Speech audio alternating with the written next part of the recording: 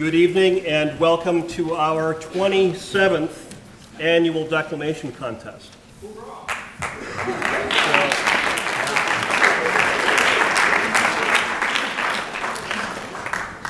So students, before I get going further, and before I forget, let me make the usual announcement about, and actually let me check it myself, about cell phones and other noisemakers. If you could sort of take a minute to make sure that nothing is going to distract your fellow students as they're up here. You've all done a declamation in class. You know what it takes to be able to concentrate. So I know that you want to be supportive of them. Make sure that nothing can happen to distract them. We would really appreciate it. And of course, as well, I guess I'll mention this as well, students, of course, we understand if you need to visit the facilities, we just ask that you pick your time to do that and not interrupt a speaker, right? Okay, so our 27th annual Declamation contest, right? So tonight's contest is the culmination of weeks and months of work for our students. Tonight's students are grades 10 through 12, and in a couple of weeks we'll have our contest for grades 7 through 9. So all of our students have been working on presenting a declamation in class. I know it's the most fun thing you do all year, students, and that you look forward to it year after year. So tonight we're going to be seeing the 12 students that were selected to be this year's finalists. So thank you for coming.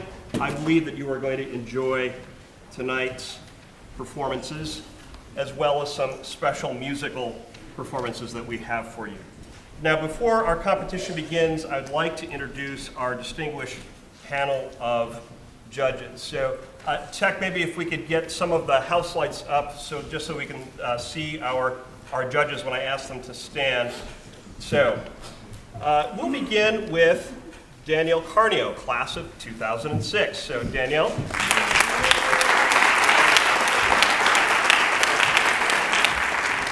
So Danielle tells me that when she was a student at Stony Brook, she felt somewhat petrified, terrified, but about declamations, but I do remember her getting through them valiantly, right? So she is currently teaching literature and writing at the Brook College Campus High School in the Flatiron District in New York City.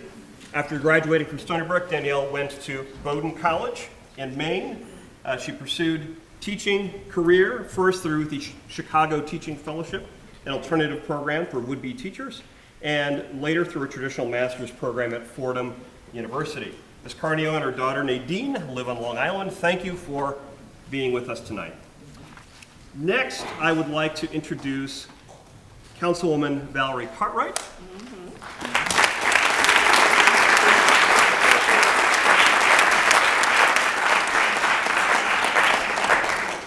Councilwoman Cartwright hails from Queens, where she attended St. Francis High School. She majored in international studies at West Virginia College and received her law degree from the Jacob D. Fuchsberg Law Center of Truro College.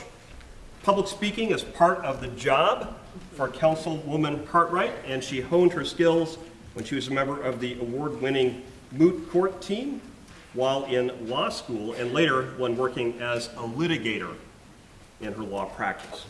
Councilwoman Cartwright has been active in community affairs, especially civil rights and voter protection. In 2013, she was elected to the Town Council of the town of Brookhaven. Councilwoman Cartwright resides in Port Jefferson with her husband, Donald, and their daughter, Noelle. We very much appreciate your taking time to be with us this evening. Thank you for coming. Now, I would like to welcome Dr. Lynn Hollerman.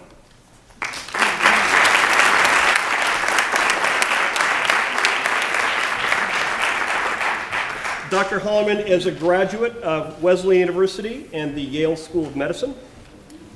She currently directs the palliative care service at Stony Brook University Hospital, which she is the founding physician.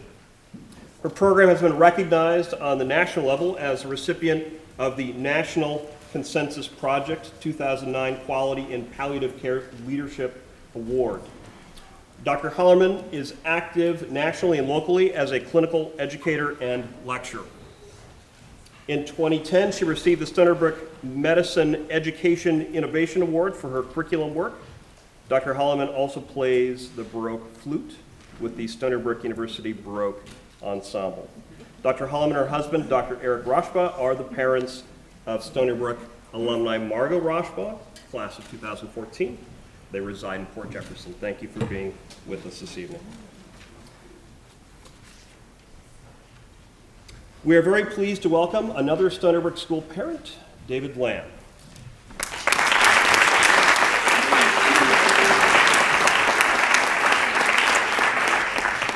Mr. Lamb was born and was brought up in Oyster Bay, Long Island, and in New York City. He participated in theater through high school and his college years. At age 19, he moved to Australia and discovered there that he loved landscape architecture. After 3 years living and working in Australia, Mr. Lamb enrolled in the Parsons School of Design and then received an MA in landscape architecture and regional planning from the University of Pennsylvania. As a landscape architect, Mr. Lamb has worked all over the world. These days, he is primarily on the East Coast. Recently, Mr. Lamb taught a course in insight planning for architecture students at Long Island University. They'll be presenting a revisioning talk on our state forest, Frog Hollow in Setauket. Mr. Lamb is married to Stony Brook School alum Daria Pace, class of 1981.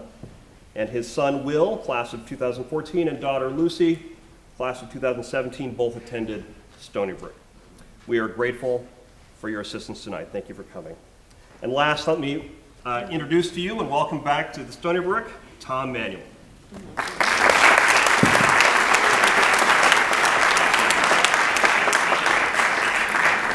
Dr. Manuel grew up on Long Island, attended Sachem High School. He started playing the trumpet in the 4th grade. He continued his studies at Boston University and began to teach jazz at several secondary schools, including the Stony Brook School, where he taught jazz ensemble for 9 years. In 2016, Dr. Manuel received his DMA in jazz performance from Stony Brook University, and he currently teaches the pre-college jazz band at SUNY Stony Brook.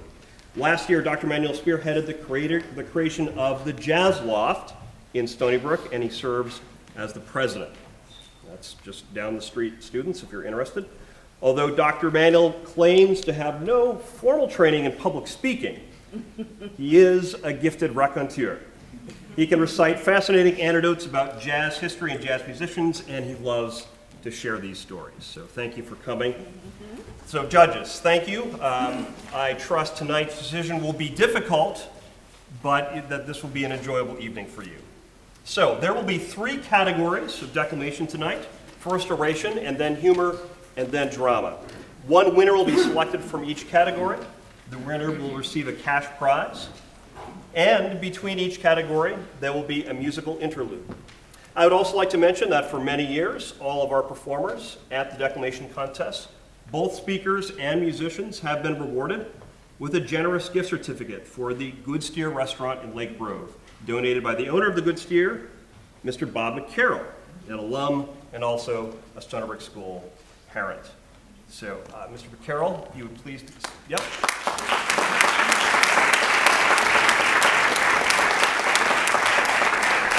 So we are very grateful for your generous support. Thank you for continuing to support Declamations here at Stony Brook. So tonight's first category is oration. So, yes, so Tech, go ahead and bring down the house lights and we'll get started. So, one of Nigeria's most prominent authors is Chimamanda Ngozi Adichie. In 2012, Adichie delivered an address, later published by HarperCollins, as the essay, "We Should All Be Feminists." In this address, Adichie challenges both Nigerian culture and also a broader audience. Like Adichie, our first declaimer for this evening also grew up in Nigeria. Junior Gift Okwa will present his interpretation of Adichie's address. Please welcome Gift Okwa.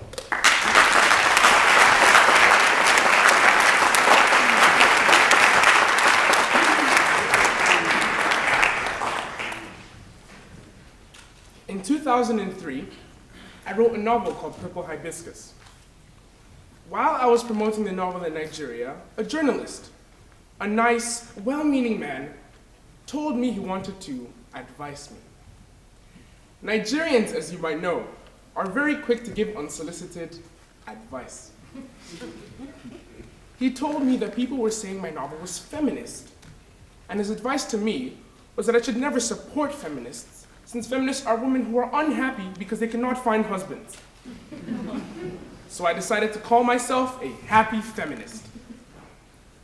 Then an academic, a Nigerian woman, told me that feminism was not our culture, that feminism was un-African, and I was only calling myself a feminist because I'd been influenced by Western books. Since feminism was un-African, I decided I would now call myself a happy African feminist. Then a dear friend told me that calling myself a feminist meant that I hated men. So I decided I would now be a happy African feminist who does not hate men. Of course, much of this was tongue-in-cheek. But what it shows is how that word feminist is so heavy with negative baggage. You hate men. You hate African culture. You think women should always be in charge. You're always angry. You don't have a sense of humor. You don't use deodorant.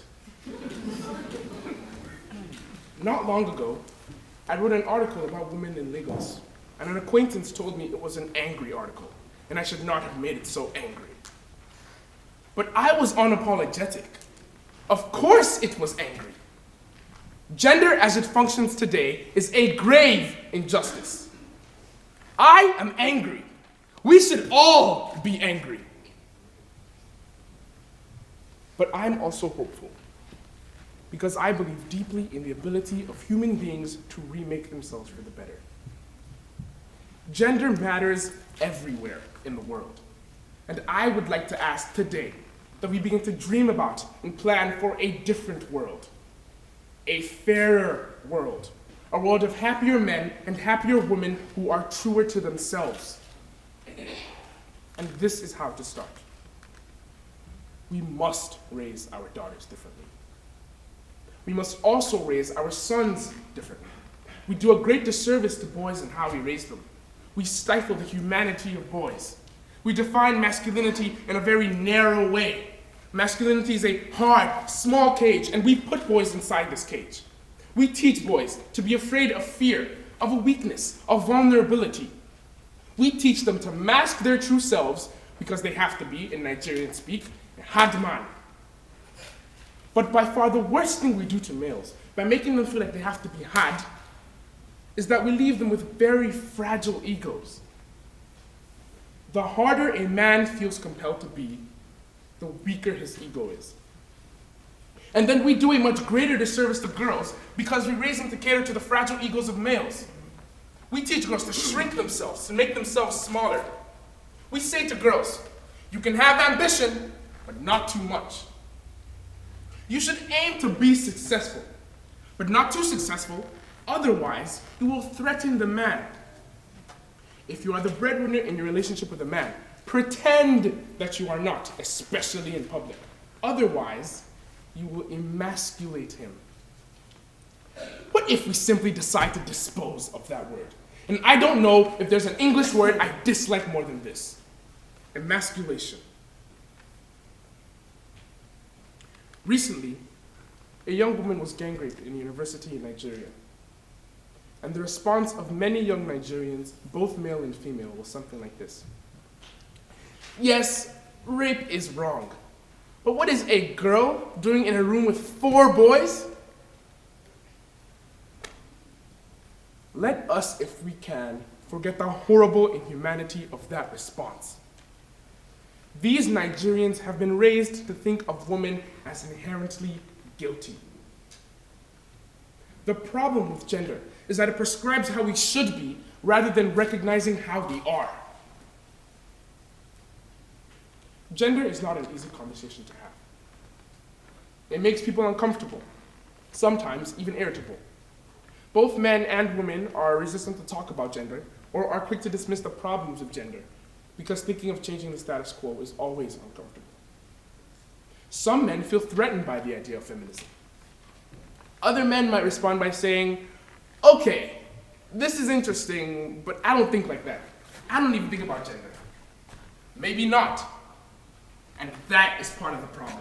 That many men do not actively think about gender or notice gender. Some people will say a woman is subordinate to men because it's our culture. But culture is constantly changing. I have beautiful twin nieces who are 15. If they had been born 100 years ago, they would have been taken away and killed. Because 100 years ago, Igbo culture considered the birth of twins to be an evil omen. Today, that practice is unimaginable to all Igbo people. Culture functions ultimately to ensure the preservation and continuity of a people. Culture does not make people. People make culture. If it is true that the full humanity of women is not our culture, then we can and must make it our culture. I think very often of my friend Okoloma. He was right that day many years ago when he called me a feminist. I am a feminist. And when all those years ago I looked the word up in the dictionary, it said feminist, a person who believes in the social, political, and economic equality of the sexes. My own definition of a feminist is a man or a woman who says, yes, there is a problem with gender as it is today, and we must fix it. We must do better.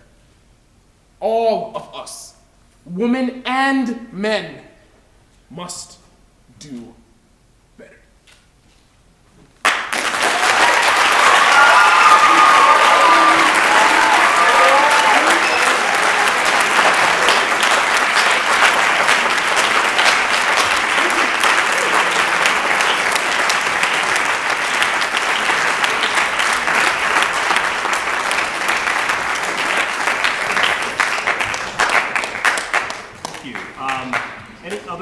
I know we've got a few seats available over here and some seats up front. Anyone kind of in the back that needs a seat, please come in and fill in. I hate to have you standing while we've got seats available.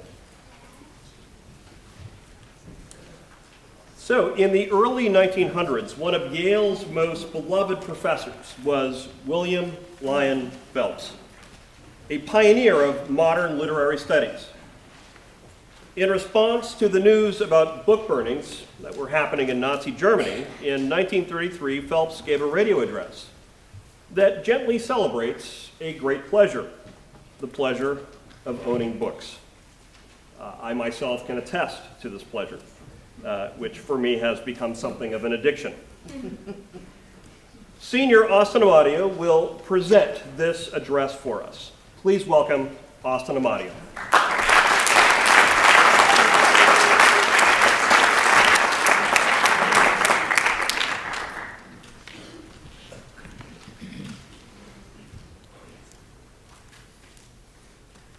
The habit of reading is one of the greatest resources of mankind, and we enjoy reading books that belong to us much more than if they are borrowed. A borrowed book is like a guest in the house. It must be treated with punctiliousness, with a certain considerate formality. You must see that it sustains no damage. It must not suffer while under your roof. You cannot leave it carelessly. You cannot mark it. You cannot turn down the pages. You cannot use it familiarly.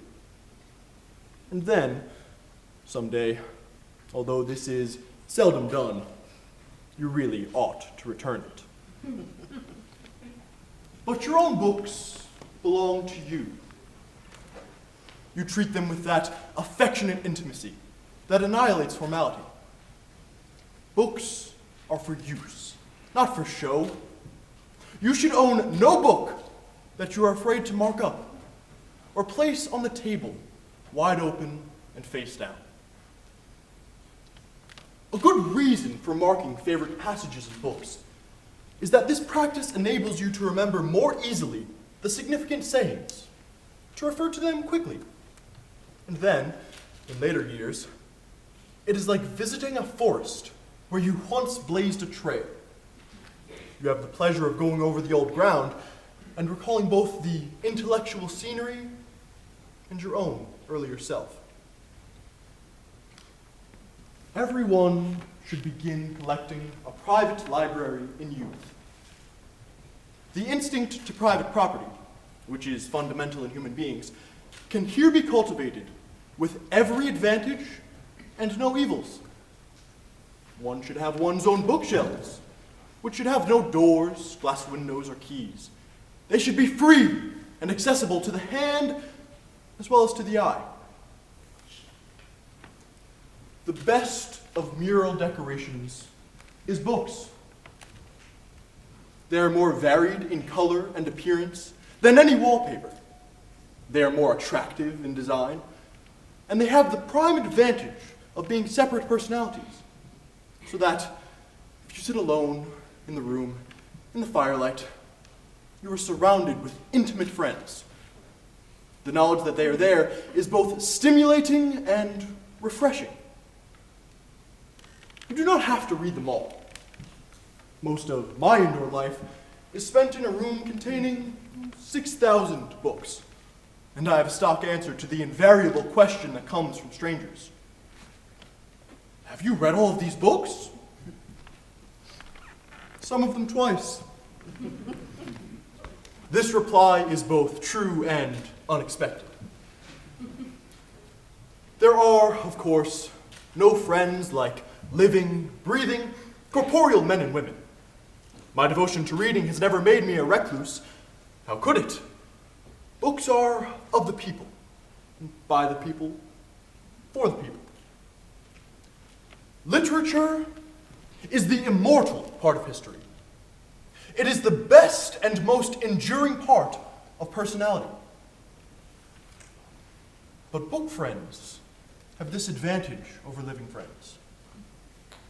You can visit the most truly aristocratic society in the world whenever you want it. The great dead are beyond our physical reach. The great living are usually just as inaccessible. As for our personal friends and acquaintances, we cannot always see them. Perchance they are asleep or away on a journey. But in a private library, you can at any moment converse with Socrates, or Shakespeare, or Dickens, or Carlyle, or Dumas, or Barry, or Shaw, or Galsworthy. And you can be sure that in these books, you see these men at their best. They wrote for you. They laid themselves out. They did their ultimate best to entertain you, to make a favorable impression. You are important to them as an audience is to an actor. Only, instead of seeing them masked, you see into their inmost heart of heart.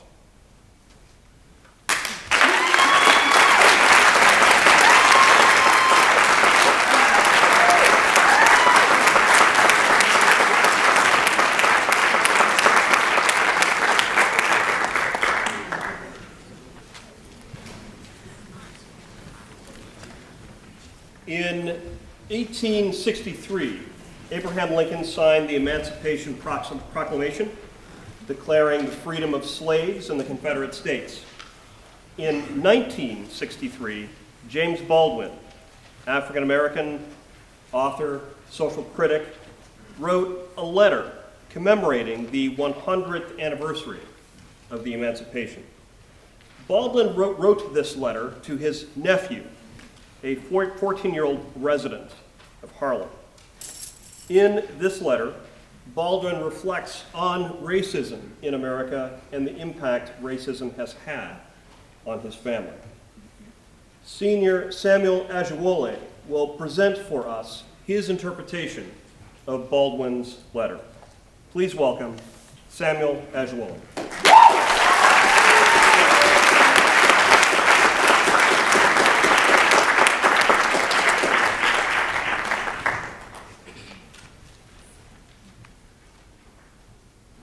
Dear James, I've begun this letter 5 times and torn it up 5 times.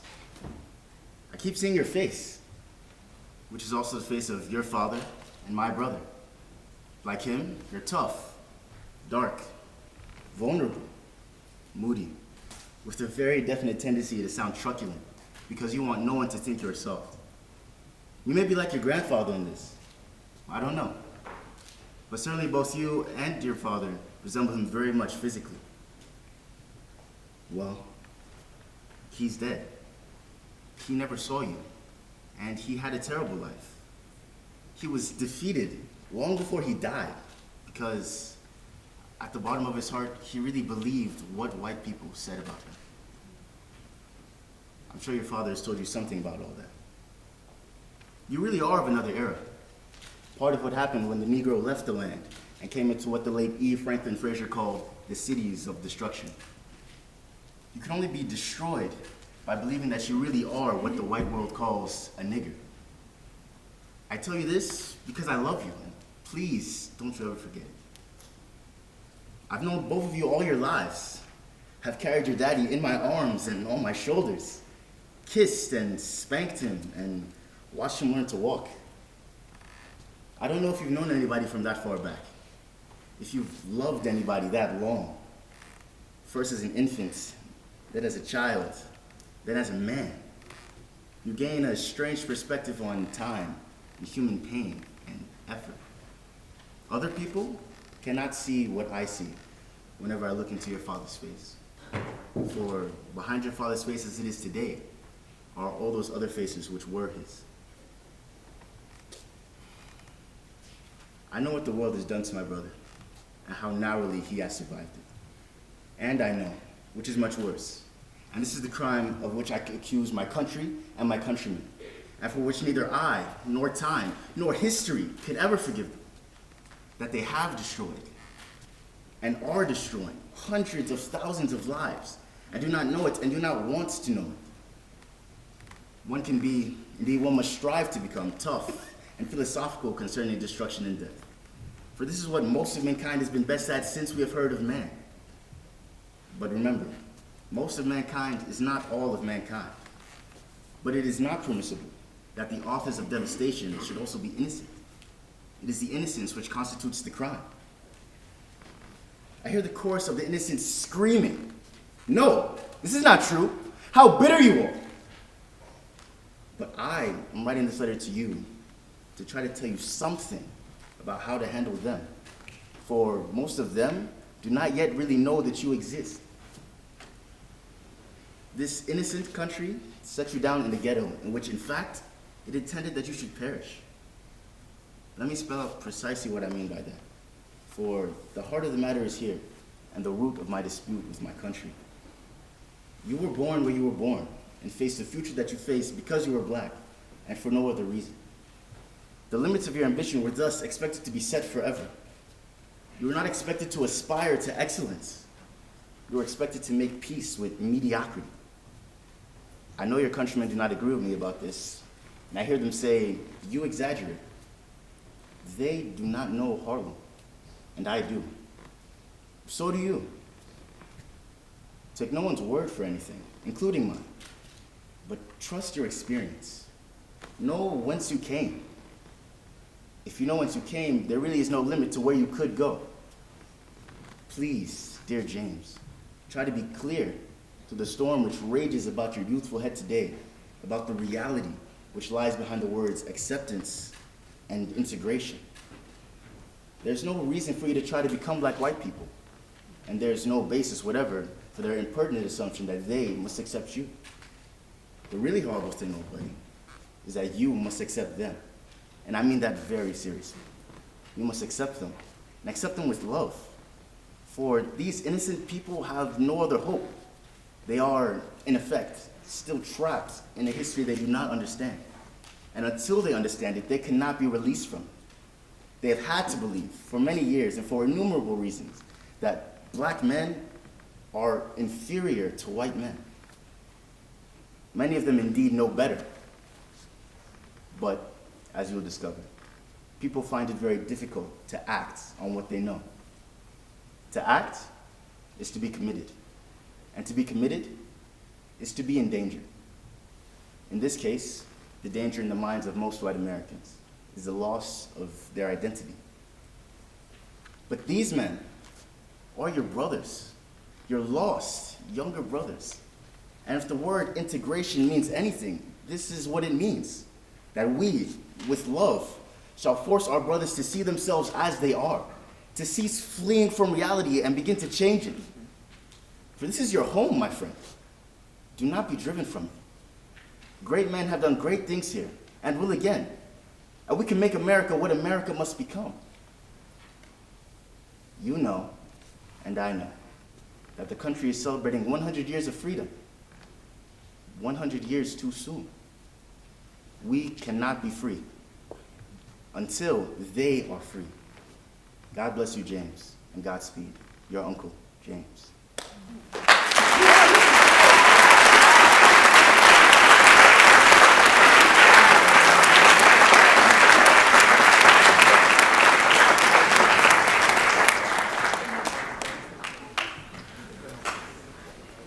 Our last oration will be presented by Senior Rochelle Bassel, who will be declaiming a piece adapted from an address given by the Honorable Eric Pickles, a government minister in the United Kingdom.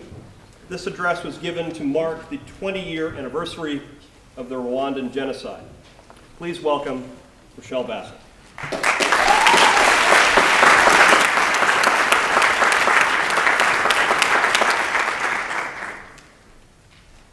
For many, 1994 was a year of progress and inspiration.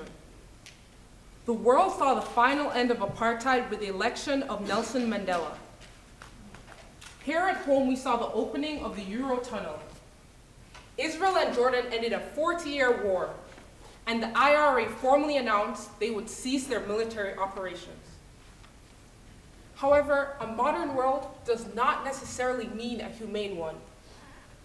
As we celebrated hope, others experienced hatred, and none as dreadful as the genocide experienced by Rwandans.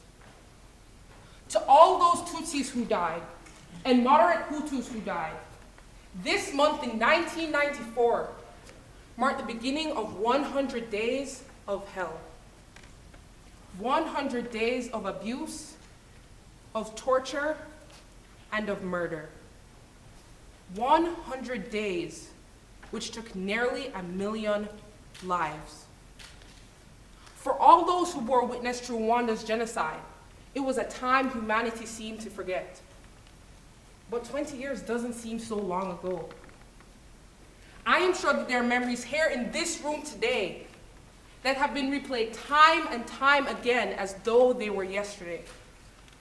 As quickly as day turned to night, wives became widows and children became orphans, leaving 3/4 of the Tutsi population eliminated, and a nation with a gaping hole at the center of it. So how could this nation reconcile such a loss? We first need to remember, it is not just honoring survivors and the memory of their families.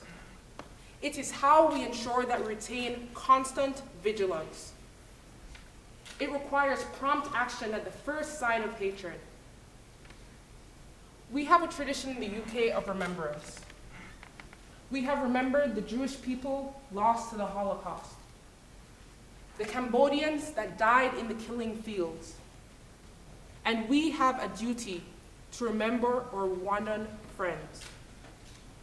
Among so many examples of loss and violence, there are always examples of true heroism, important in the face of such malice. Stories like that of Senegalese peacekeeper Mbaye Diagne. It was his sense of humor that got him through roadblocks, and with him hundreds of Tutsis stowed in trucks who would have otherwise been killed.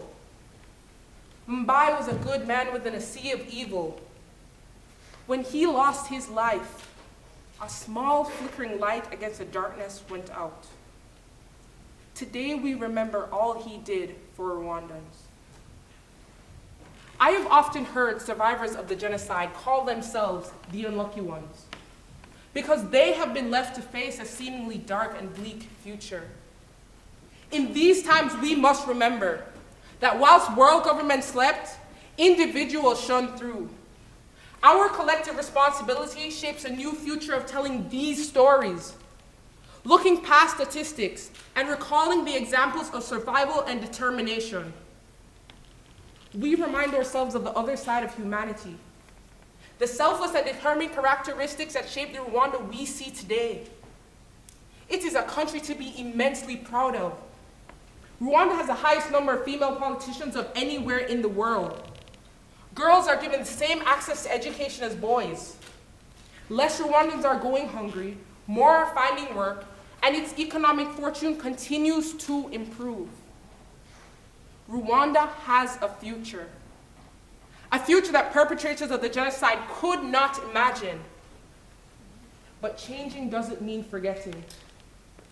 1994 was not that long ago. The era of genocides and mass killing seemed a distant memory. But for as long as people are judged by the color of their skin, the religion they worship, or the roots of their ethnicity, our achievements will forever be dwarfed by the callousness of mankind. Sparks of intolerance can only exist at the will of our own complacency.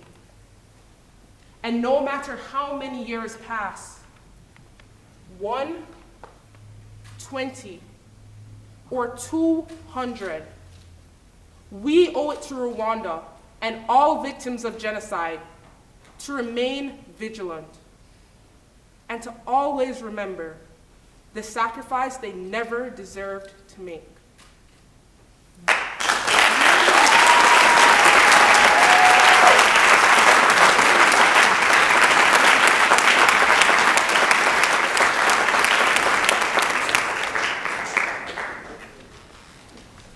It is now time for our first musical interlude.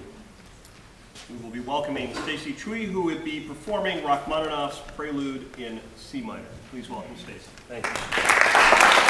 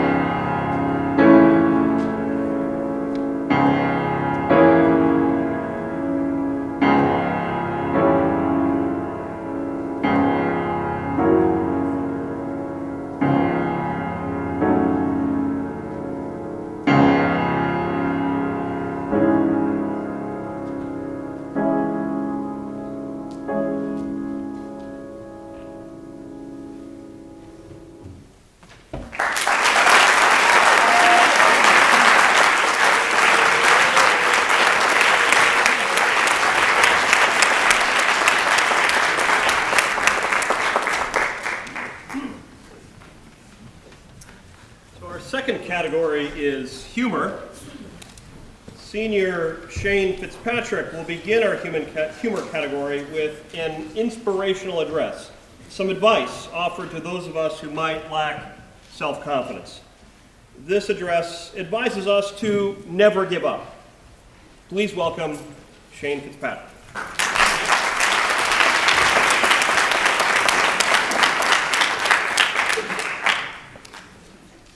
If I could say one thing to the young people of today, it would be this: never give up.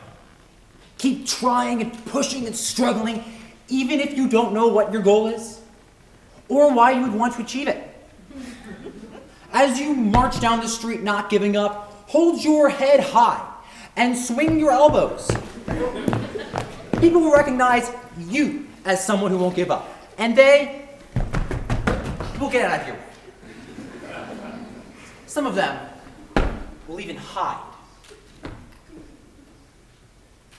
Some will try to discourage you. They will say what you're doing is illegal or a violation of the health code.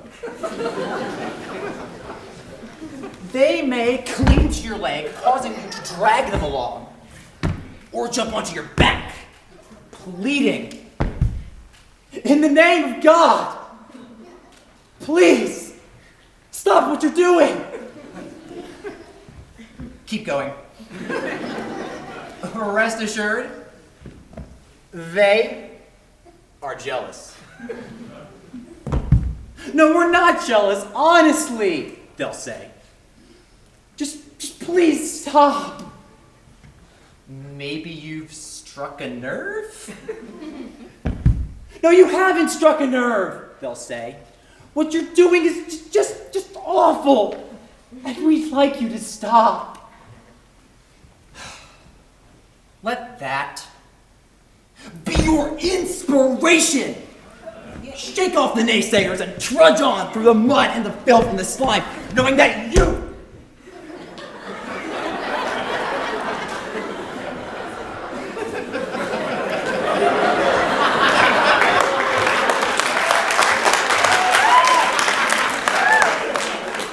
have a higher purpose. Remember, nobody likes Van Gogh's work, and if nobody likes yours, it's probably a sign you're a genius. Look to the horizon. You see that little dot? No.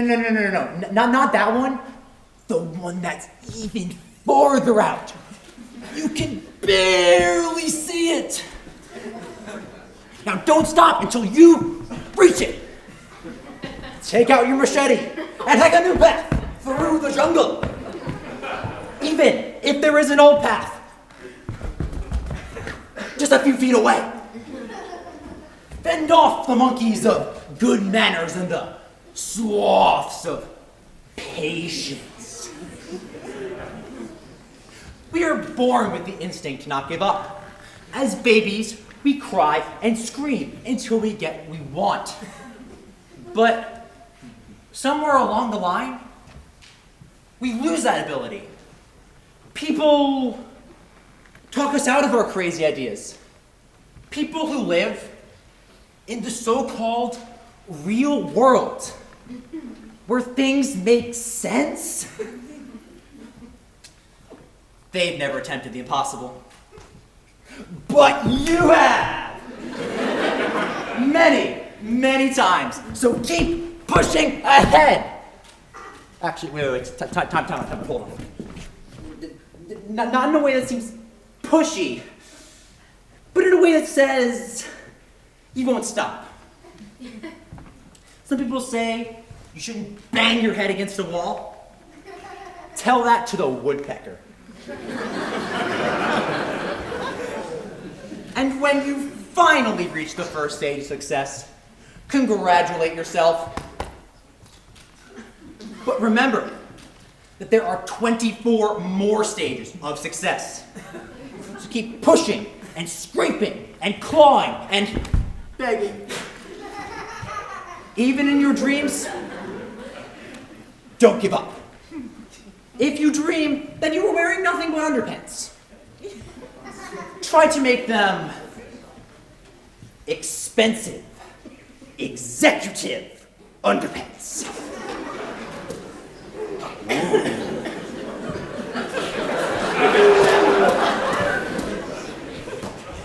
Eventually, all your hard work and determination will pay off.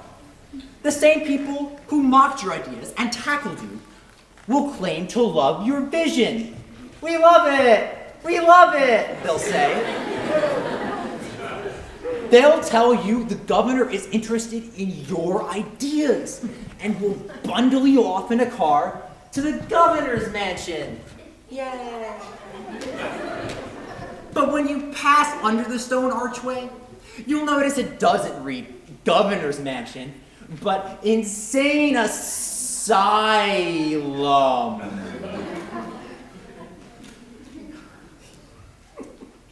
Jump out of the car. Run into the woods. Keep running. Never give up running.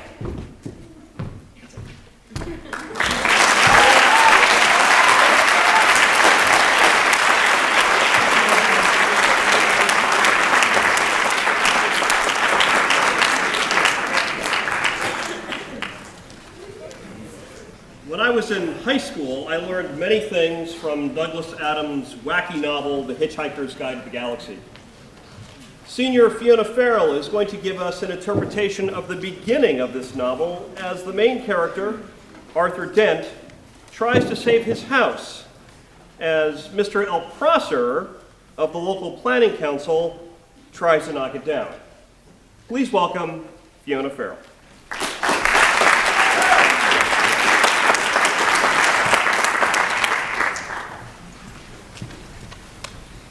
At 8 o'clock on Thursday morning, Arthur didn't feel very good. He woke up blearily, got up, wandered blearily around his room, opened a window, saw a bulldozer, found his slippers, and stomped off to the bathroom to wash. Shaving mirror pointed at the ceiling. He adjusted it. For a moment, it reflected a second bulldozer through the bathroom window. He shaved, washed, dried, and stomped off to the kitchen to find something pleasant to put in his mouth. Kettle, plug, fridge, milk, coffee. The word bulldozer wandered through his mind for a moment in search of something to connect with. The bulldozer outside the kitchen window was quite a big one. He stared at it. Yellow, he thought, and stomped off back to his bedroom to get dressed. He began to suspect that he was hungover, and he'd been drinking the night before. He vaguely remembered being angry about something that seemed important. Something about a new bypass he'd just found out about. It had been in the pipeline for months, only no one seemed to have known about it. Ridiculous. It would sort itself out, he decided. No one wanted a bypass. The council didn't have a leg to stand on. It would sort itself out. He looked at himself in the wardrobe mirror. The word yellow wandered through his mind in search of something to connect with.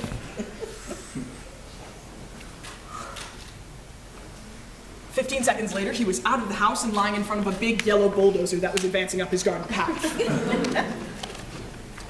Mr. L. Prosser was, as they say, only human. In other words, he was a carbon-based bipedal life form descended from an ape. More specifically, he was 40, fat and shabby, and worked for the local council.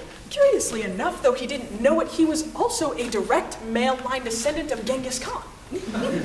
Though the only vestiges left in Mr. L. Prosser of his mighty ancestry were a pronounced stoutness about the tongue and a predilection for little fur hats. He was by no means a great warrior. In fact, he was a nervous, worried man. Today, he was particularly nervous and worried because something had gone seriously wrong with his job, which was to see that Arthur Dent's house got cleared out of the way before the day was out. "Come off it, Mr. Dent," he said. "You can't win, you know. You can't lie in front of the bulldozer indefinitely."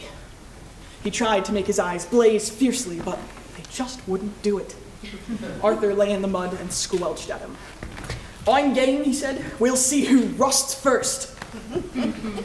I'm afraid you're going to have to accept it, said Mr. Prosser, gripping his fur hat and rolling it around the top of his head. This bypass has got to be built, and it's going to be built. First I've heard of it, said Arthur. Why's it got to be built? Mr. Prosser shook his finger at him for a bit, then stopped and put it away again. What do you mean, why's it got to be built, he said. It's a bypass. You've got to build bypasses. Bypasses are devices that allow some people to dash from point A to point B very fast, while other people dash from point B to point A very fast.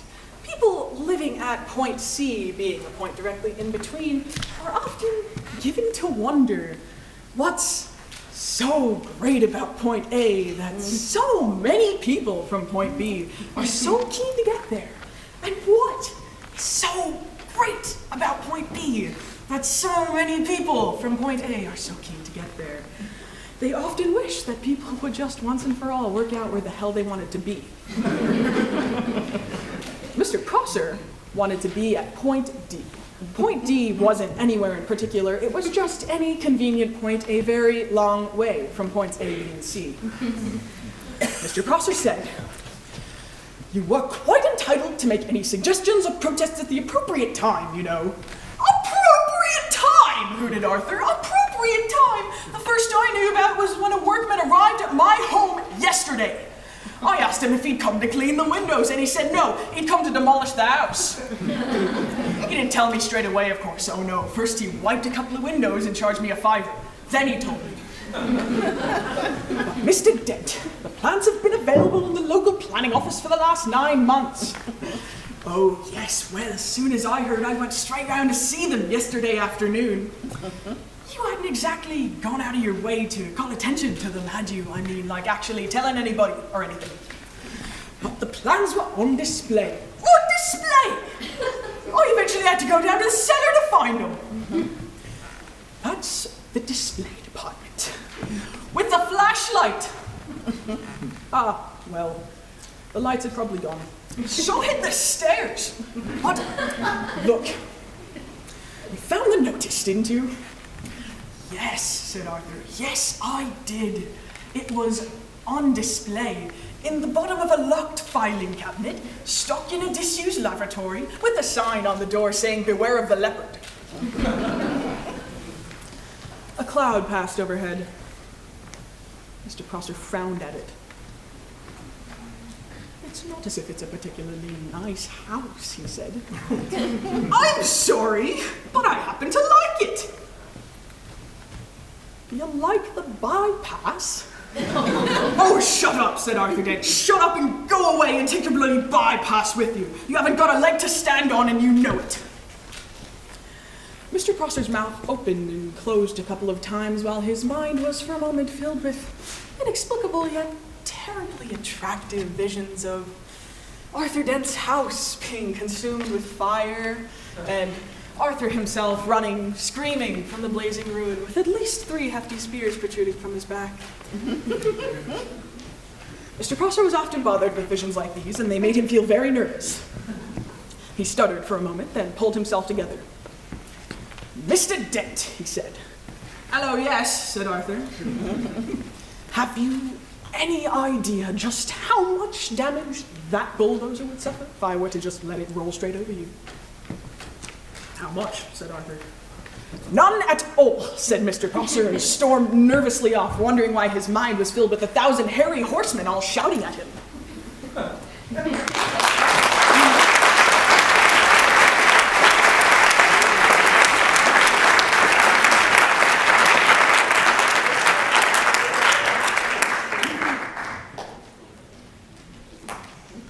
It works. Okay. So anyone who has watched late night television probably has witnessed the myriad products available at low, low prices. When advertised, these products promise to make all kinds of things about our lives better. Sophomore Ellie Johnson is here to speak on behalf of one such product, a pill designed to improve health. Apparently, this pill has produced some surprising side effects, leading to interesting complaints to customer service. Please welcome Ellie Johnson.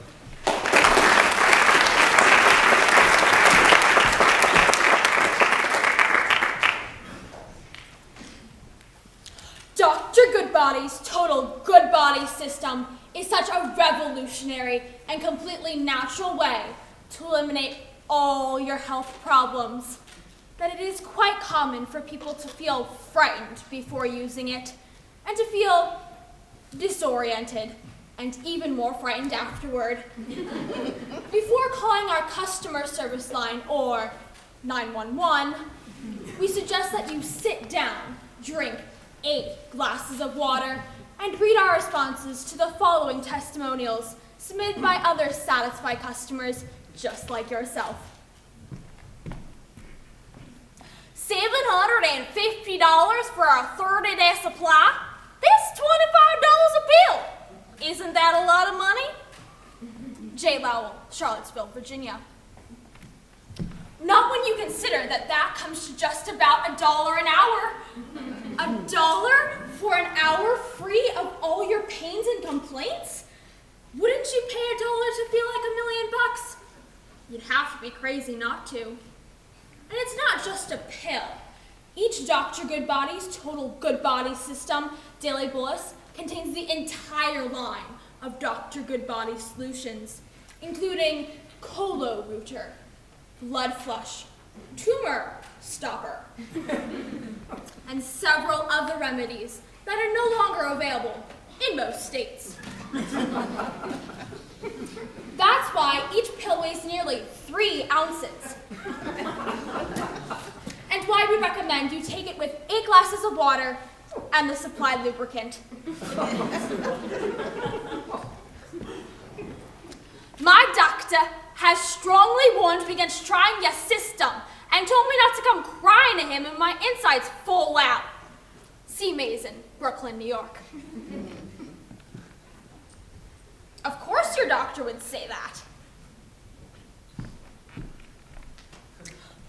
I have been taking my daily bolus with 8 glasses of water for 3 weeks now and have seen none of the results graphically depicted on your website. Instead, I have gained 60 pounds and have become so bloated I no longer have fingerprints.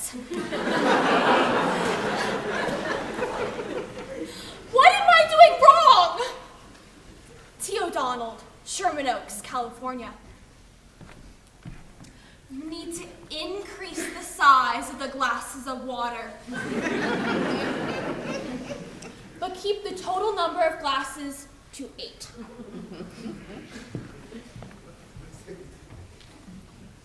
I think I just passed my spine. J. Truman, Bangor, Maine. That was your old spine. Rest assured that Dr. Goodbody's all-natural nanobiotic health knots are busily constructing a new spine for you with fresh discs and state-of-the-art wiring. We think you're going to like it a lot. And don't be alarmed if, at first, your new spine feels somewhat gelatinous.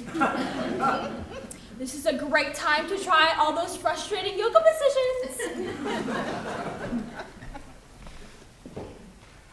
I smell burning hair? D. Mayer, Madison, Wisconsin. That means it's working! Other evidence that Dr. Goodbody's total good body system is detoxicleansing, immunoblasting, and revitalizing your insides includes headaches, nausea, vomiting from places other than the mouth.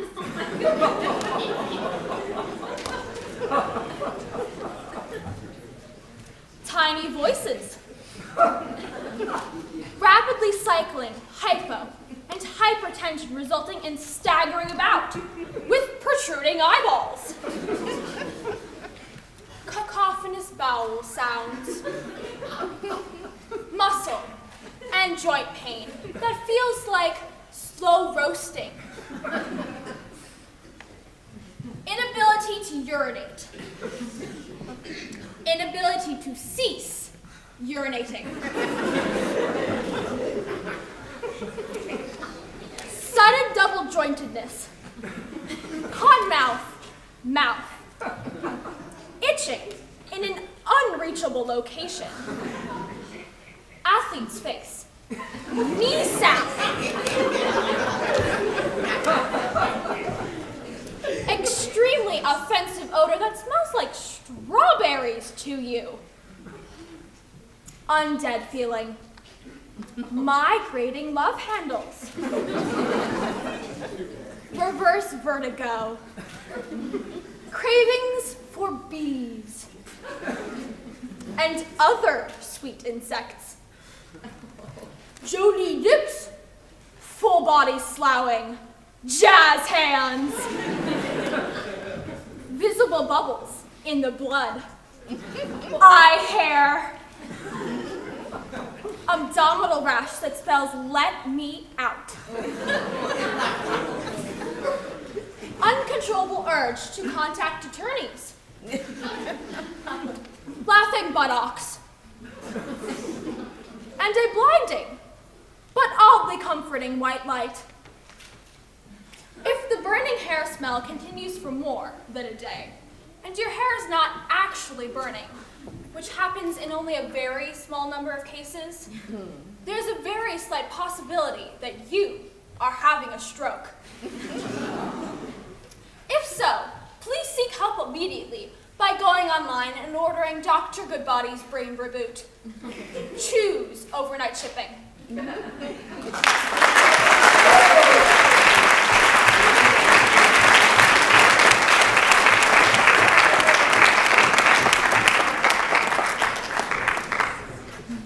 Author John Quaintance recently published Welcome to the White House, a tongue-in-cheek letter supposedly written by outgoing President Barack Obama to incoming President Donald Trump.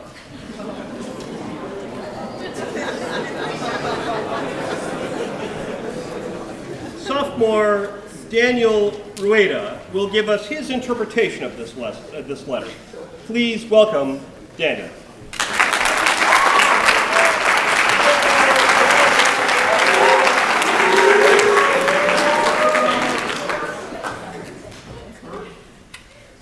Dear Donald, today is the last day of my presidency and the first day of yours. And in the spirit of our new friendly relationship, which is completely genuine and not at all an effort to exert influence on you to avoid global catastrophe, I want to welcome you to the White House. It is one of the great hallmarks of our democracy that on this day, one family leaves peacefully as another moves in, provided that it chooses to fulfill basic expectations about where the first family should live. Before I go, I wanted to impart a few handy tips about how things work around here. Purely on a household level, guy to guy. I would never dream of trying to give you advice on how to govern, because I like you now, for real. Let's talk about the Oval Office. The Resolute desk, which was a gift from Queen Victoria in 1880, is a beautiful piece of 19th century craftsmanship. But those old British ship timbers have a way of expanding in the summer heat, causing the center drawer to get stuck. When that happens, you're going to think that brute force is the answer. You're going to want to push it and pound it and scream at it. But what you really need to do is rub a little wood wax along the rail and guide it back on track gently. Remember, brute force equals bad. Gentle guidance with the proper tools available to you equals good. I guess a guy could say it's not unlike the current situation in Israel in that way, but this letter isn't about politics. In my mind, the name Donald Trump is synonymous with many things, and one of them is luxury. I know you'll agree that fine dishware is an important component to any luxury dining experience. So I want to offer a few words about China.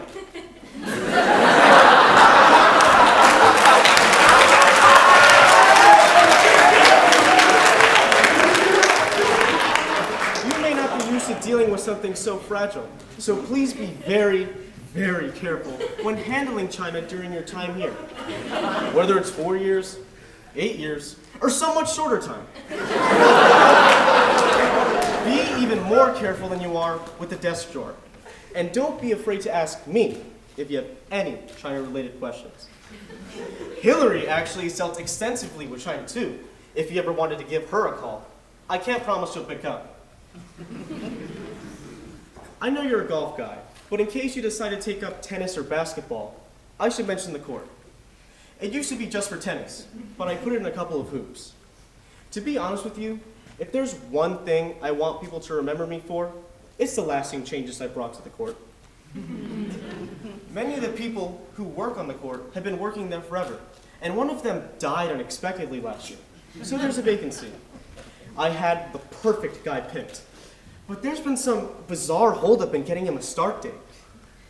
Filling a vacancy on the court is hard, but hiring and firing is what you do best. Knowing and liking you as much as I do now, I am confident that you'll be your own man and pick the perfect candidate. Maybe you'll even pick the guy I wanted to hire, just to keep everyone on his toes. Like when you sent Bret Michaels packing on the premiere of All-Star Celebrity Apprentice. Nobody saw that coming. I really can't overstate how delicate China is. Finally, keep a close watch on who adjusts the thermostat. One little change in an old building like this can have a big effect. Some people around here will try to tell you that any minor changes in the temperature are random, but you've run enough buildings to know that any significant changes in the climate just have to be man-made. That's about all. This is your home now. Your success is America's success. So I truly wish the best for you. Yours, Barack. Yes! It is common for previous administration staff to mess with the incoming president. So don't be surprised to find any missing letters from office keyboards, pens that are out of ink, or a petition with 30 million signatures demanding your immediate impeachment. Those are all just good-natured pranks.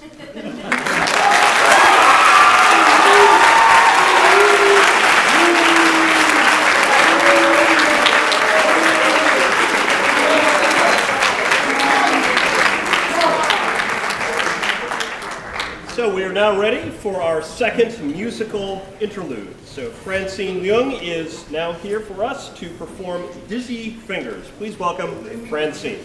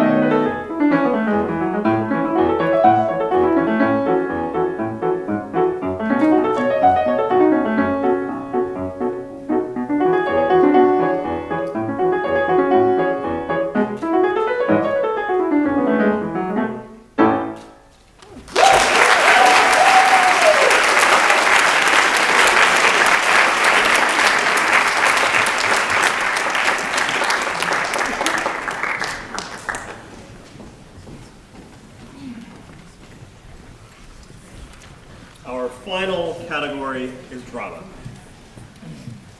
In Tolstoy's War and Peace, the beautiful socialite Helene is rumored to be unfaithful to her husband with the charming young army officer Dolokhov. In a famous scene from the novel, Dolokhov provokes Helene's jealous husband Pierre with a toast about beautiful women and their lovers. Pierre responds by challenging Dolokhov to a duel, despite the fact that Pierre is no soldier and likely to be killed by his more experienced opponent. Sophomore Donna Sanders will now present her interpretation of this duel. Please welcome Donna Sanders.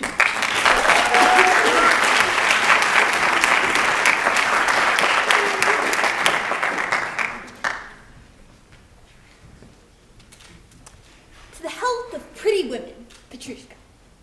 And their lovers, too. Pierre, with downcast eyes, sipped his glass without looking at Dolokhov or answering him. The footman, distributing copies of Kutuzov's cantata, laid a copy by Pierre, as one of the more honored guests. He would have taken it, but Dolokhov bent forward, snatched the copy out of his hands, and began reading it. Pierre glanced at Dolokhov, and his eyes dropped. Something terrible and hideous that had been torturing him all through dinner rose up and took possession of him. He bent the whole of his ungainly person across the table. "Don't you dare to take it," he said. "Hush, hush, what are you about?" whispered panic-stricken voices. Dolokhov looked at Pierre with his clear, mirthful, cruel eyes, still with the same smile, as though he were saying, "Come now, this is what I like. I won't give it up," he said distinctly. Pale and with quivering lips, Pierre snatched the copy. You blackguard, I challenge you," he said, and moving back his chair, got up from the table. At the second Pierre did this and uttered these words, he felt that the question of his wife's guilt that had been torturing him for the past 24 hours was finally and incontestably answered in the affirmative. He hated her and was severed from her forever. After dinner, Rostov discussed with Nesvitsky, Pierre's second, the arrangements for the duel. "So, goodbye till tomorrow at Sokolniki," said Dolokhov as he parted from Rostov at the club steps. "And do you feel quite calm?" asked Rostov. Dolokhov stopped. "Well, do you see, in a couple of words I'll let you into the whole secret of dueling. If, when you go to a duel, you make your will and write long letters to your parents, if you think you may be killed, you're a fool and certain to be done for. But go with the firm intention of killing your man, as quickly and surely as may be, and everything will be all right. Adamant, mon cher." Next day, at 8 o'clock in the morning, Pierre and Nesvitsky reached the Sokolniki copse, and found Dolokhov, Denisov, and Rostov already there. The place chosen for the duel was some 80 paces from the road. The antagonists stood 40 paces from each other at the further edge of the clearing. Everyone was silent. "Well, let us begin," said Dolokhov. "To be sure," said Pierre, still with the same smile. A feeling of dread was in the air.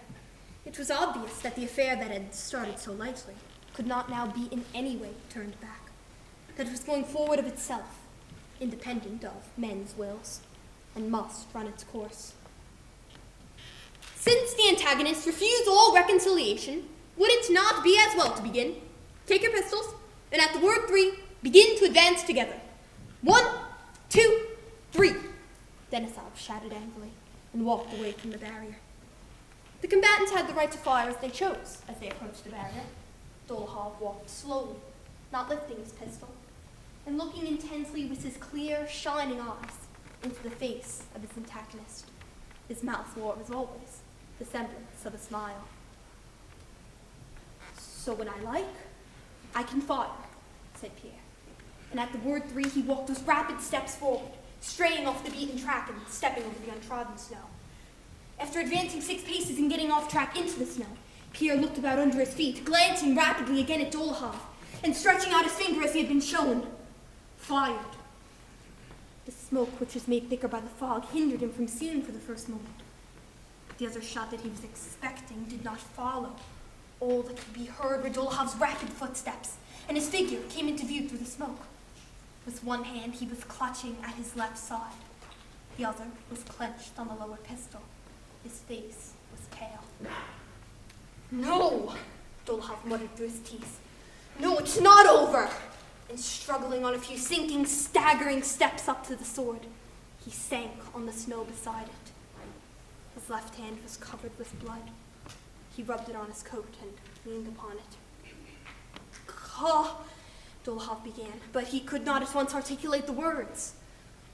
"Come up," he said with an effort. Pierre, hardly able to restrain his sobs, ran towards Dolahov and would have crossed the space that separated the barrier when Dolahov cried, "To the barrier!" And Pierre, grasping what was wanted, stood still just at the sword. Only 10 paces divided them. "Sideways! Don't expose yourself to the pistol!" said Nesvitsky. "Don't face it!" Denisov could not help shouting, though it was to an antagonist. With his gentle smile of sympathy and remorse, Pierre stood with his arms and legs straddling helplessly, and his broad chest directly facing Dolahov, and looked at him mournfully. Denisov, Rostov, and Nesvitsky screwed up their eyes. At the same instant, they heard a shot, and Dolahov's wrathful cry. "Missed!" he said, and sank helplessly face downwards into the snow. Pierre clutched at his head, and turning back, walked into the wood, off the path into the snow, muttering aloud incoherent words. "Stupid, stupid, death, lies!"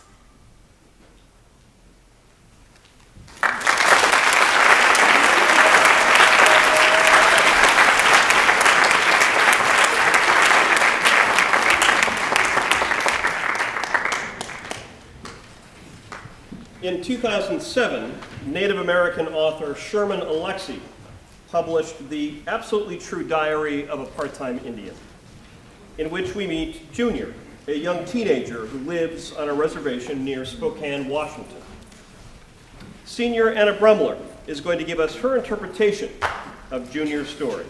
Please welcome Anna Brumler.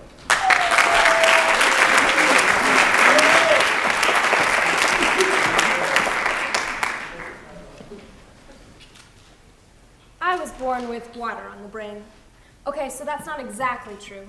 I was actually born with too much cerebral spinal fluid inside my skull. But cerebral spinal fluid is just the doctor's fancy way of saying brain grease. And brain grease works inside the lobes, like car grease works inside an engine. Keeps things running smooth and fast. But weirdo me, I was born with too much grease inside my skull, and it got all thick and muddy and disgusting, and only mucked up the works. My thinking and breathing and living engines slowed down and flooded. My brain was drowning in grease. But that makes the whole thing sound weird and funny, like my brain was a giant French fry. So it seems more serious and poetic and accurate to say, I was born with water on the brain. Okay, so maybe that's not a very serious way to say it either. Maybe the whole thing is weird and funny. But geez, did my mother and father and big sister and grandmother and cousins and aunts and uncles sure think it was funny when the doctors cut open my little skull and sucked out all the extra water with some tiny vacuum. Well, obviously I survived the surgery, but I have all sorts of physical problems that are directly the result of my brain damage. First of all, I ended up with 42 teeth. The typical human has 32, right? But I had 42. 10 more than usual, 10 more than normal, 10 teeth past human. My teeth got so crowded I could barely close my mouth. I went to the Indian Health Service to get some teeth pulled so I could eat normally, not like some slobbering vulture. But the Indian Health Service funded major dental work only once a year, so I had to have all 10 extra teeth pulled in one day. And what's more, our white dentist believed that Indians only felt half as much pain as white people did, so he only gave us half the Novocaine. What a bastard, huh? My brain damage left me nearsighted in one eye and farsighted in the other, so my ugly glasses were lopsided because my eyes were so lopsided. I get headaches because my eyes are like enemies. You know, like they used to be married to each other, but now they hate each other's guts. And my skull was enormous, epic. My head was so big that little Indian skulls orbited around it. Some of the kids called me Orbit, and other kids just called me Globe. The bullies would pick me up and spin me in circles and put their finger down my skull and say, "I want to go there." Everybody on the res calls me a retard about twice a day. They call me a retard when they are pantsing me or stuffing my head in the toilet or just smacking me upside the head. I'm not even writing down the story the way that I actually talk, because I'd have to fill it with stutters and lisps, and then you'd be wondering why you're reading a story written by such a retard. Do you want to know what happens to retards on the res? We get beat up, at least once a month. Yep, I belong to Black Eye of the Month Club. Sure, I want to go outside. Every kid wants to go outside, but it's safer to stay at home. So I mostly hang out alone in my bedroom and read books and draw cartoons. I draw all the time. I draw cartoons of my mother, my father, my sister and my grandmother, and everybody else on the res. I draw because words are too unpredictable. I draw because words are too limited. If you speak and write in English, or Spanish, or Chinese, or any other language, then only a certain percentage of human beings will get your meaning. But when you draw a picture, everybody can understand it. If I draw a cartoon of a flower, then every man, woman, and child in this world can look at it and say, "That's a flower." So I draw because I want to talk to the world. And I want the world to pay attention to me. I feel important with a pen in my hand. I feel like I might grow up to be somebody important. An artist. Maybe a rich artist. Maybe a famous artist. Just take a look at the world. Almost all the rich and famous brown people are artists. They're singers and actors and writers and dancers and directors and poets. So I draw because I feel like it might be my only real chance to escape the reservation. I think the world is a series of broken dams and floods, and my cartoons are tiny little lifeboats.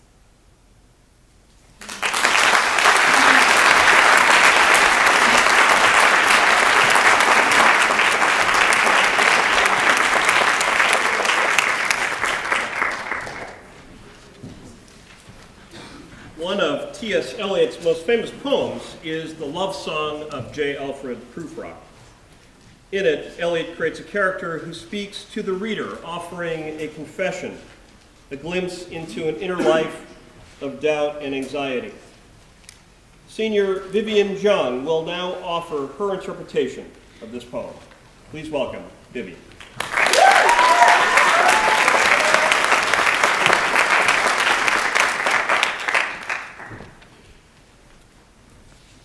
Let us go then, you and I, when the evening is spread out against the sky like a patient etherized upon a table.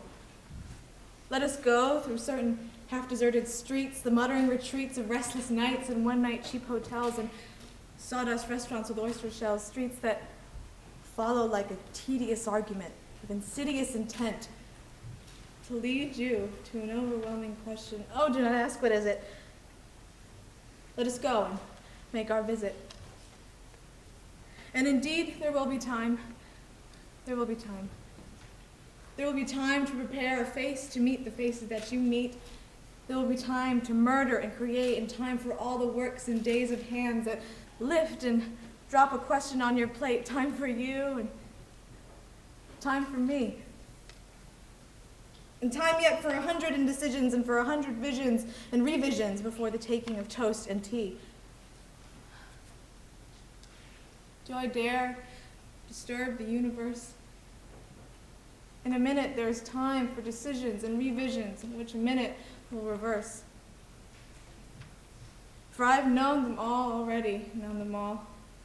I've known the evenings, mornings, afternoons. I've measured out my life with coffee spoons. I know the voice is dying with a dying fall beneath the music from a farther room, so how should I presume? And I've known the eyes already, known them all. Eyes that fix you in a formulated phrase, and when I'm formulated, sprawling on a pin, when I'm pinned and wriggling on a wall, then how should I begin to spit out all the butt-ends of my days and ways? And how should I presume? And I've known the arms already, known them all. Arms that are braceleted, white and bare, but in the lamplight with light brown hair.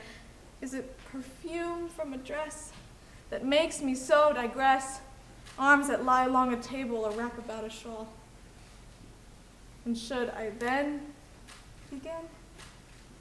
And how should I presume? I should have been a pair of ragged claws scuttling across the floors of silent seas. Shall I, after tea and cakes and ices, have the strength to force the moments to its crisis?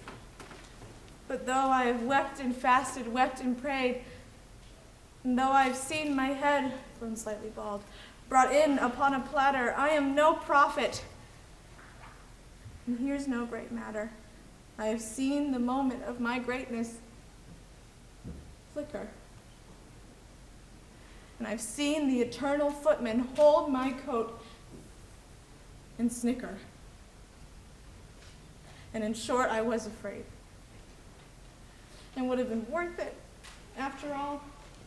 After the cups, the marmalade, the tea, among the porcelain, among some talk of you and me, would have been worthwhile to have bitten off the matter with a smile, to squeeze the universe into a ball, to roll it towards some overwhelming question, to say, I'm Lazarus, come from the dead, come back to tell you all. I shall tell you all.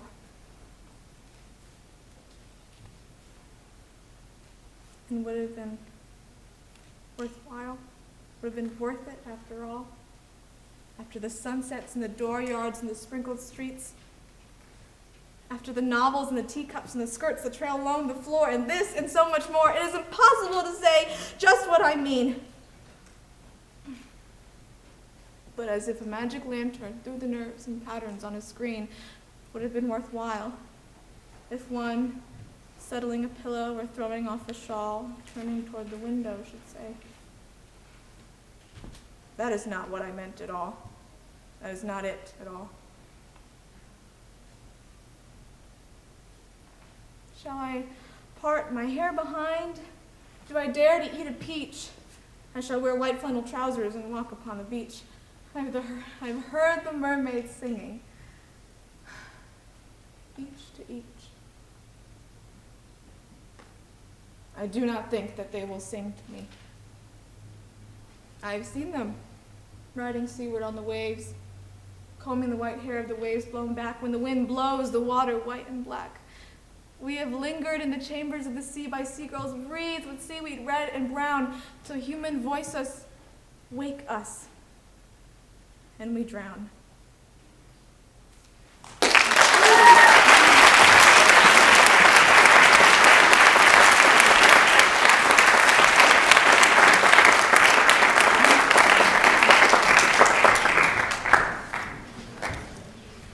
In 1986, an explosion and fire at the Russian nuclear power plant at Chernobyl created terrible conditions of radioactive fallout, especially for the inhabitants of that city. Author Svetlana Alexeyevich recently published an oral history of the stories of the survivors of this disaster in Voices from Chernobyl. Sophomore Tina Luo will offer our final declamation this evening by offering her interpretation of the story of one of these survivors. Please welcome Tina.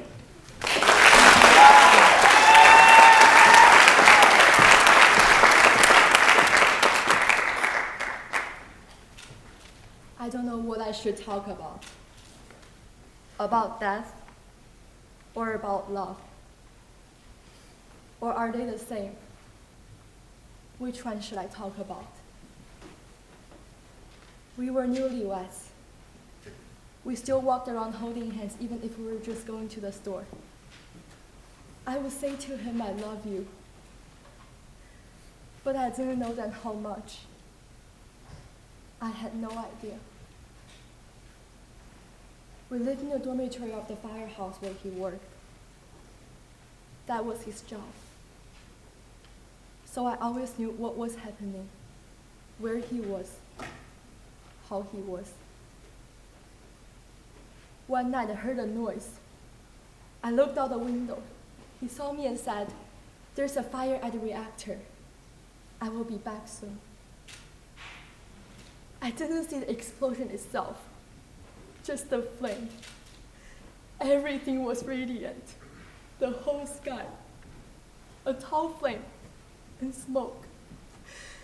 The heat was awful, and he's still not back. 2 months later, I went to Moscow. From the train station straight to the cemetery, to him. And at the cemetery, I start going to labor. They showed her to me, a girl, Natashenka. I called out, "Your father named you Natashenka." She looked healthy, arms, legs. But she had cirrhosis of the liver, congenital heart disease. 4 hours later, they told me she was dead. And again, "We won't give her to you." What do you mean you won't give her to me? It's me who won't give her to you. You want to take her for science. I hate your science. I hate it. I keep saying the wrong thing to you. I'm not supposed to yell after my stroke. And I'm not supposed to cry. That's why the words are all wrong. But I will say this. No one knows this. When they brought me the little wooden box and said she was in there, I looked. She'd been cremated. She was ashes. There, at the cemetery. It doesn't say Natasha in the canto. There is only his name. She didn't have a name yet. She didn't have anything. Just a soul. That's what I buried there. I always go there with 2 buckets. One for him, and the other put in the corner for her. I crawl around the grave on my knees. Always on my knees. I killed her. She's saved. My little girl saved me. She took the whole radioactive gel into herself. She was like a lightning rod for it. She was so small. She was a tiny little thing. She's saved. But I love them both because you can't kill someone with love, right? With such love. Why are these things together? Love and death together. Who is going to explain this to me? I crawl around the grave on my knees. There are many of us here. A whole street. That's what is called Chernobylskaya. These people work at the station their whole lives. A lot of them still go there to work on a provisional basis. That's how they work there now. No one lives there anymore. They have bad diseases. They're invalids, but they don't leave their jobs. They're scared to even think of the reactor closing down. Who needs them now anywhere else? Often they die in an instant. They just drop. Someone will be walking. He falls down, goes to sleep. never wakes up. He was carrying flowers for his nurse, and his heart stopped. They died. But no one's really asked us. No one's really asked what we've been through, what we saw. No one wants to hear about that, about what scares them. But I was telling you about love, about my love.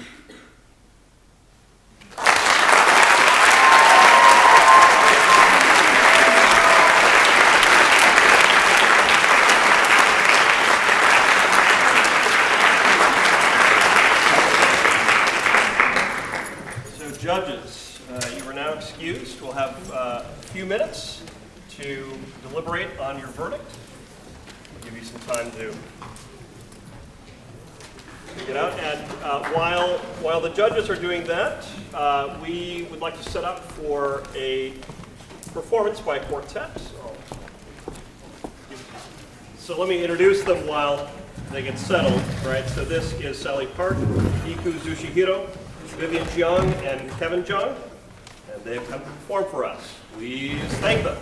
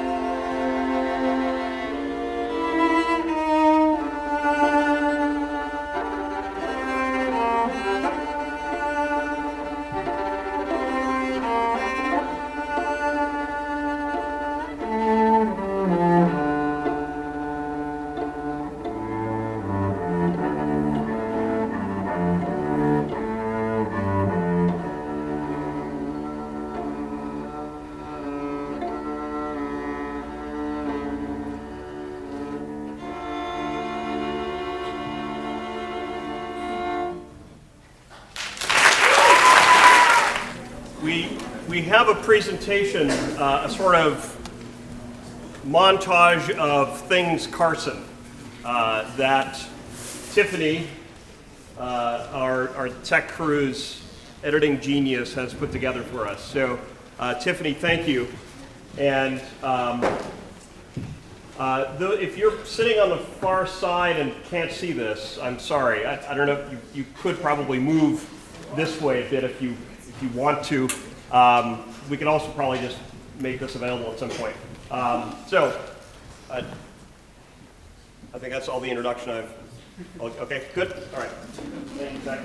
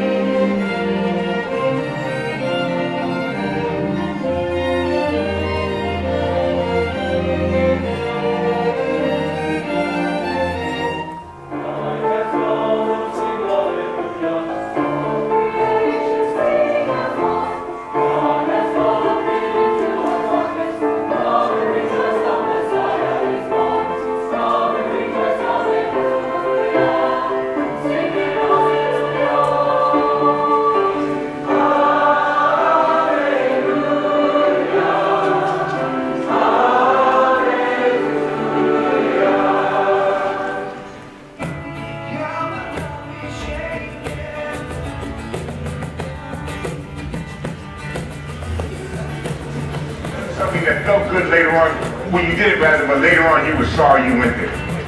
How many of you find yourself doing that way too much? There's great joy in following Jesus. He knows that we love him, so he does it.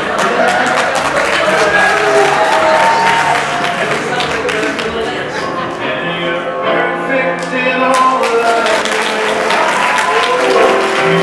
Perfect in all love. You are perfect in all your ways to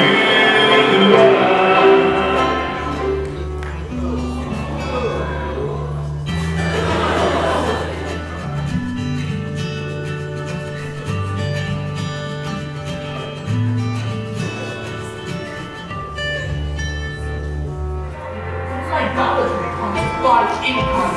I must confess. Oh, excellent! She cannot fit. I think the bell got me to tell no more than she entreated. I love her. Audience, look to their eyes. I will move storms.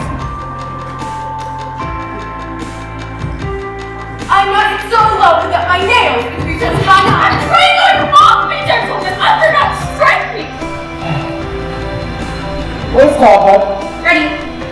Mistress Hubbard. Oh, Miss Firewall!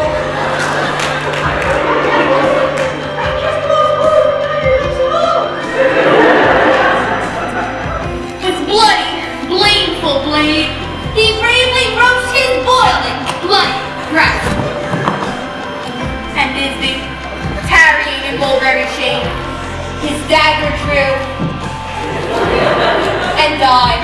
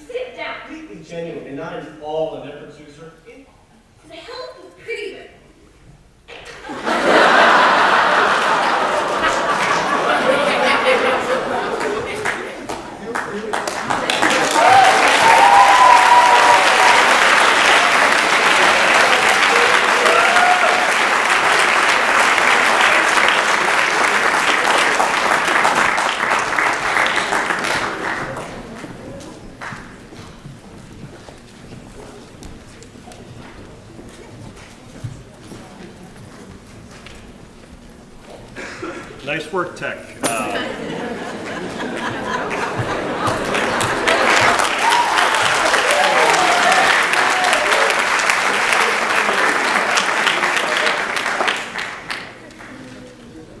So, I have the decision, but first I would like to offer up some thanks for this evening.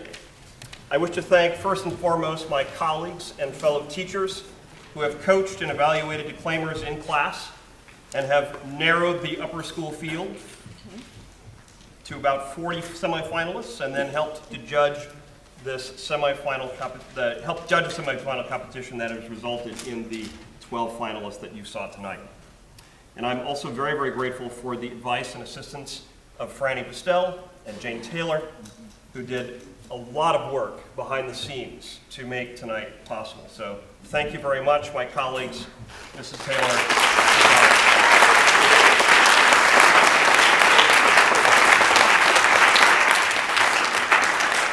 So tonight we've been given the opportunity to support the efforts and talents of some of our best Stony Brook School declaimers.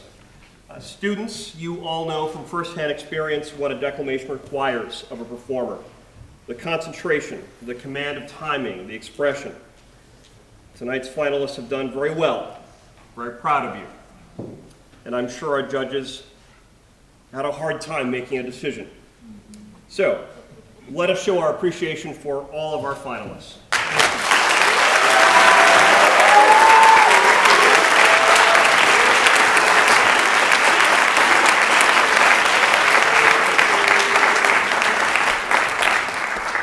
Mrs. Taylor to help me hand out the certificates. So declaimers, would the 12 of you come form a line here, or kind of an arc up here in the middle?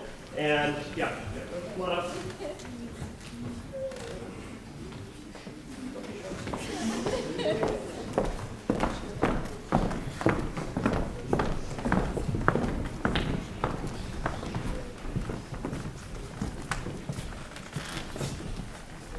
So I'm going to, so declaimers, I will announce your name and hand your certificate to Mrs. Taylor. So if you would come forward and get your certificate from Mrs. Taylor. Gift Oakland.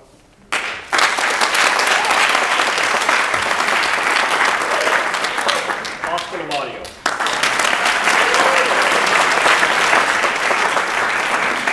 Samuel Ashwoy.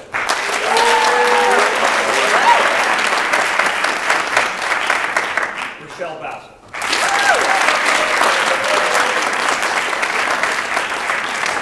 Shane Fitzpatrick.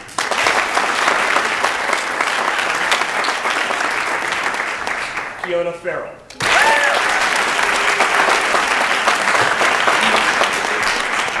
Ellie Johnson.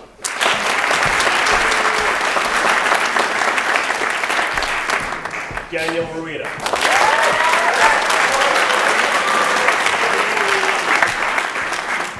Donna Sanders.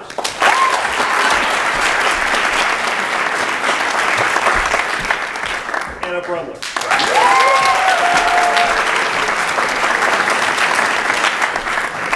Vivian John.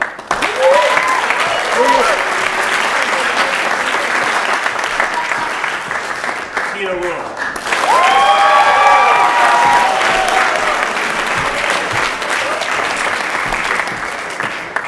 And now for the winners.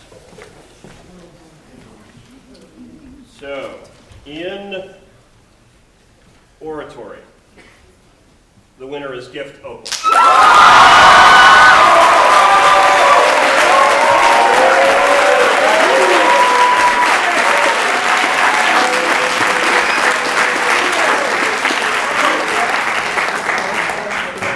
In humor, the winner is Ellie Johnson.